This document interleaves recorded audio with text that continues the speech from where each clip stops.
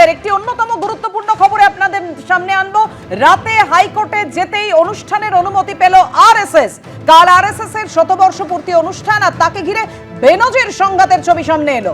কাল science city অডিটোরিয়ামে RSS এর শতবর্ষ পূর্তি অনুষ্ঠান, নিয়ম মেনে অনুষ্ঠানের প্রস্তুতি, তাও অনুমতি না পাওয়ার অভিযোগে মামলা হয়।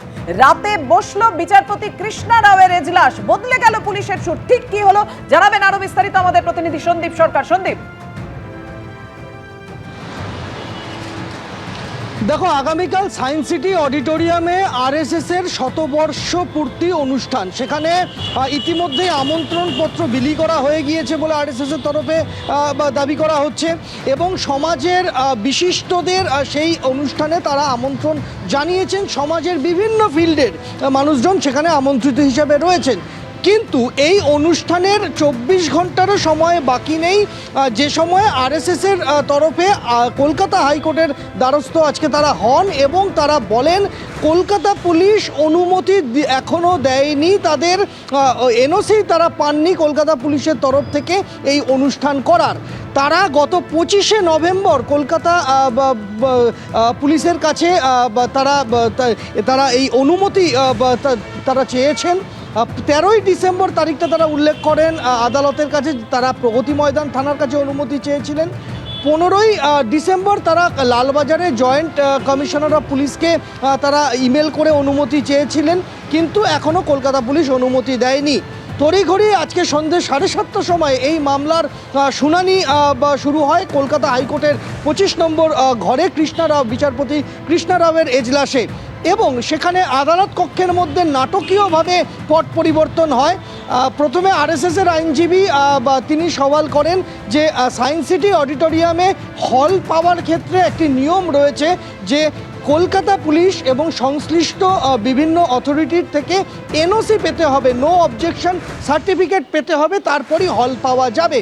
তারা হল বুকিং করেছেন 25শে নভেম্বর এবং তারপর পদ্ধতি মেনে স্থানীয় থানা অর্থাৎ প্রগতি ময়দান থানা, পরবর্তীতে কলকাতা পুলিশের কাছে এনওসির জন্য তারা আবেদন করেছেন, কিন্তু সেই আবেদন এখনও পর্যন্ত আসেনি।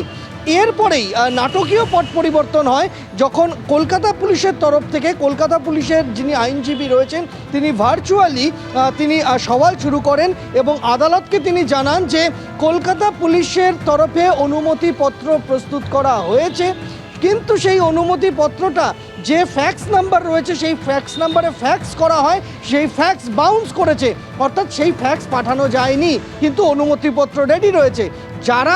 যারা অনুমতি চাইছেন তারা যদি রাত্রি 9টার মধ্যে কলকাতা পুলিশের সদর দপ্তরের লালবাজারে রেকর্ড সেকশনে আসেন, রিপোর্ট সেকশনে আসেন, সেই রিপোর্ট সেকশন থেকে তাদের হাতে হাতে ওই অনুমতিপত্র দিয়ে দেওয়া হবে, বা যদি কোনো বিকল্প ফ্যাক্স নাম্বার তারা দেন সেখানে তাদের অনুমতি দিয়ে দেওয়া হবে। অর্থাৎ এবং আরএসএস এর দাবি যে তারা আজকে অনুমতি না পেয়ে কলকাতা হাইকোর্টের দ্বারস্থ হওয়াতেই রাতারাতি ভোল বদল হয়েছে কলকাতা পুলিশের, এবং কলকাতা পুলিশ অনুমতি দিয়েছে যেটা এতদিন তারা দিচ্ছিলেন না। অর্থাৎ সন্দীপ, হাইকোর্টে যেতেই সেই শেষ মুহূর্তে একেবারে নাটকীয় মোড়, অনুমতি পাওয়া গেল। আইনজীবী কি বলছেন শোনাবো। যেখানে মেল আইডি আছে, যেখানে অফিসের রেজিস্টার্ড অ্যাড্রেস আছে, সেখানে নো অবজেকশন না পাঠিয়ে ফ্যাক্সে পাঠানোটা ইটস কোয়াইট নট অবভিয়াস যে some of the other they wanted to delay the matter or না দেওয়ার, যাতে না দেওয়া হয়। যেহেতু সায়েন্স সিটি অথরিটির ওয়ান অফ দ্য রিকুইজিট ছিল যে প্রোগ্রামের আগের দিনের ভেতরে নো অবজেকশন দিতেই হবে, তো যদি না দেওয়া হয় সেক্ষেত্রে সায়েন্স সিটি অথরিটিও প্রোগ্রামটাকে ক্যান্সেল করতে বাধ্য হতো। তো ইট ওয়াজ এ ইন্টেনশনাল মুভ। আলটিমেটলি যদি কোর্টে আমরা না মুভ করতাম, এই নো অবজেকশনের কথা ওরা দিত না, অথবা আমাদের প্রোগ্রাম যে হচ্ছে বা কালকে যে হবে তার সেই ব্যাপারেও অনেকটা সন্দেহ থেকে যেত যে আমরা প্রোগ্রাম করতে পারবো কি। তৃণমূল পরিচালিত বসিরহাট পুরসভার বোর্ড ভেঙে দিল রাজ্য সরকার। বসিরহাট পুর বোর্ড ভেঙে দিল পুর ও নগরোন্নয়ন দপ্তর। পরিষেবা থেকে দুর্নীতি, বসিরহাট পুরসভার বিরুদ্ধে একাধিক অভিযোগ ওঠে, আর সেই অভিযোগের প্রেক্ষিতে শোকজ করা হয়েছিল বসিরহাট পুরসভাকে। 18ই নভেম্বর 22 জন কাউন্সিলরকে শোকজ করা হয়। 1 মাসেও শোকজের সদুত্তর না মেলায় ভেঙে দেওয়া হলো পুর বোর্ড। বাংলাদেশে বিদ্বেষের বিষ, ফের হিন্দু হত্যা, ওপারে নৈরাজ্যের প্রতিবাদ এবার এপারেও। কলকাতা থেকে শুরু করে জেলা দিকে দিকে আজকে বিক্ষোভ দেখানো হয়। সিআইটি রোডের ছবি আপনারা দেখতে পাচ্ছেন। এর পাশাপাশি জেলার বিভিন্ন জায়গা, সোদপুর, শিলিগুড়ি, ইসলামপুর, আজকে দিকে দিকে এভাবেই প্রতিবাদ জানানো হয়।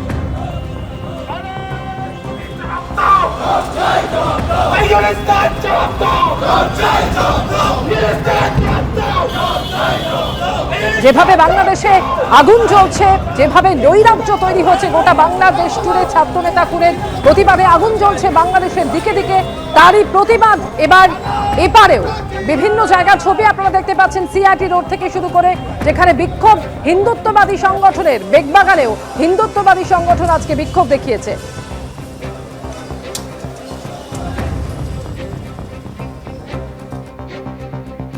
আর এবার দেখাচ্ছি সোদপুরের ছবি, সেখানেও আজকে প্রতিবাদ জানানো হয়। বাংলাদেশের পরিস্থিতির প্রতিবাদে আজকে এভাবেই বিক্ষোভ দেখানো হয় সেখানে, এবং সেই বিক্ষোভের মাঝে পড়ে আটকে ছিলেন তৃণমূল সাংসদ সৌগত রায়। নৈরাজ্যের বাংলাদেশে হিন্দু হত্যা, এপারে তার প্রতিবাদ দেখানো হচ্ছে। বিজেপির বিক্ষোভে আটকে পড়লেন তৃণমূল সাংসদ। সোদপুরে বিজেপির অবরোধে আটকে পড়েন সৌগত রায়। সোদপুর বারাসাত রোডে তিনি আটকে পড়েন। পানিহাটি উৎসবের উদ্বোধনে যাওয়ার পথে আটকে ছিলেন তিনি। এরপর গাড়ি থেকে নেমে কিছুটা হেঁটে গিয়ে অটোয় করে পানিহাটি পৌঁছন তৃণমূল সাংসদ। অবরোধ করেছে, করা উচিত হয়নি। বাংলাদেশে যে হিন্দুদের উপর অত্যাচার হচ্ছে, বা একটি লোক দীপু দাসকে ময়মনসিংহে মেরে ফেলেছে, আমি তার তীব্র নিন্দা করি। কিন্তু আমাদের তো এখানে পানিহাটি উৎসব শুরু হচ্ছে, আমি সেখানে যাচ্ছি, রাস্তা আটকেছে, আমি জোর করে না গিয়ে নিজেই হেঁটে যাচ্ছি।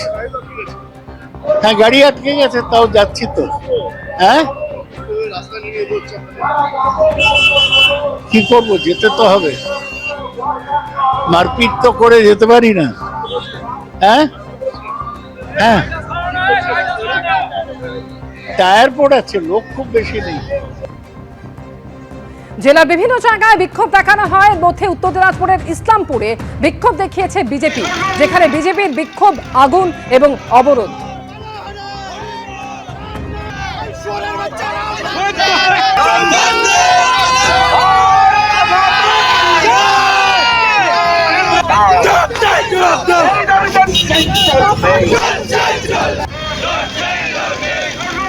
অন্যদিকে শিলিগুড়িতেও হিন্দুত্ববাদী সংগঠনের প্রতিবাদ মিছিল বের হয়।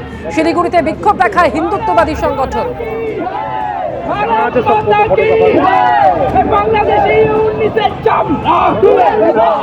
এবিপি আনন্দ, এগিয়ে থাকে, এগিয়ে রাখে।